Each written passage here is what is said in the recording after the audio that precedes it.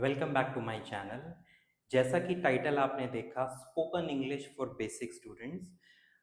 Basically basic की भी बहुत डेफिनेशन है। बेसिक कुछ स्टूडेंट ऐसे हैं जिनको सिर्फ ABCD आता है, और कुछ बेसिक के स्टूडेंट वो भी हैं जो थोड़ा बहुत बोल लेते हैं, इंग्लिश समझ लेते हैं, इंग्लिश ट्राई भी करते हैं। बट अभी मैं इस वीडियो में आपको कुछ ऐसे टिप्स और कुछ ऐसे टॉपिक के बारे में बताने जा रहा हूँ।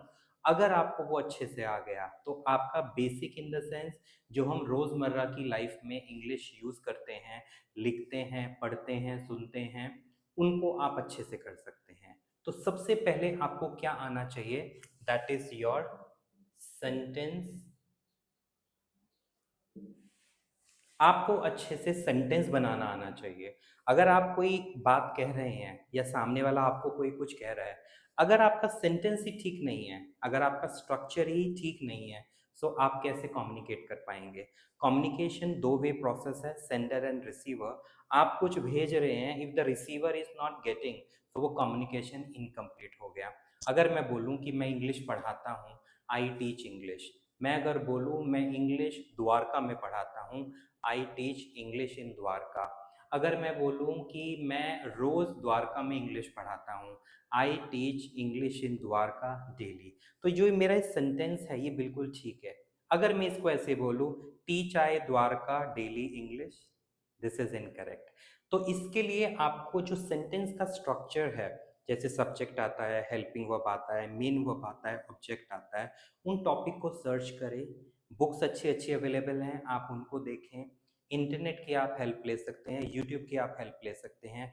सेंटेंस स्ट्रक्चर के बारे में डिटेल से सीखें। एंड अगर आपने इसमें अच्छे से मास्टरी कर लिया कि आप सिंपल सेंटेंस बोल रहे हैं या आप नहीं वाला वाक्य बोल रहे हैं, कितने टाइप के होते हैं, क्वेश्चंस वाले होते हैं, इंपैरेटिव सेंटेंसेस होते हैं, तो सबसे पहले आपको बेसिक का फर्स्ट रूल है, you should know the detail of about the sentence. Second चीज आती है टेंस।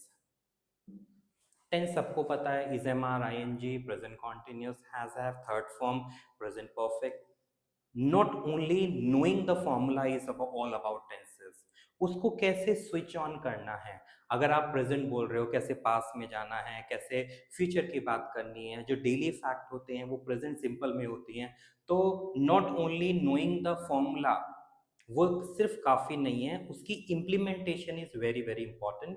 तो आप हर टेंस के यूजेस को जानें कि इस टेंस को हम कैसे यूज़ करेंगे। अब जैसे अगर मैं बात करूं डेली रूटीन का, अगर मैं आपसे पूछूं कि आप पूरे दिन क्या करते हैं, आप बोलेंगे मैं इतने बजे उठता हूं, मैं स्कूल जाता हूं, या मैं कॉलेज जाता हूं, या मैं जॉब पर जाता हूं, फिर मैं ये करता हूं। तो जो भी आप अपना रोज़मर्रा की लाइफ में काम करते हैं, that is your present simple tense. ठीक है। अब जैसे मैं अभी वीडियो बना रहा हूँ, तो ये काम थोड़े टाइम के लिए चल रहा है, ये थोड़ा ना फॉर एवर वीडियो बनाऊंगा। Of course I will make, but ये वीडियो तो कुछ टाइम के लिए है। सो जो at the time of speaking action होता है, that is your present continuous. तो आपको सिर्फ ये नहीं जानना is, am, are, I N G, present continuous कब यूज होता है, present continuous, that is also very important.